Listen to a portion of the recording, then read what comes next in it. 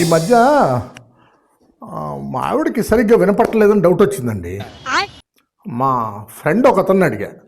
అతను ఏం చెప్పాడంటే, ఒక 10 feet డిస్టెన్స్ నుంచి నువ్వు మాట్లాడు, వినపడితే ఓకే. అప్పుడు వినపడలేదనుకో, ఒక 5 feet డిస్టెన్స్ వెళ్ళి మాట్లాడు. అప్పటికీ వినపడలేదనుకో, 1 feet డిస్టెన్స్కి వెళ్ళి మాట్లాడు. అప్పటికీ వినపడలేదనుకో, అప్పుడు వెంటనే ఈఎన్టీ డాక్టర్ దగ్గరికి వెళ్ళి ఇద్దరికీ కలిసి చూపించుకుందాం అని చెప్పి తీసుకొని వెళ్ళండి, అప్పుడు వింటుంది.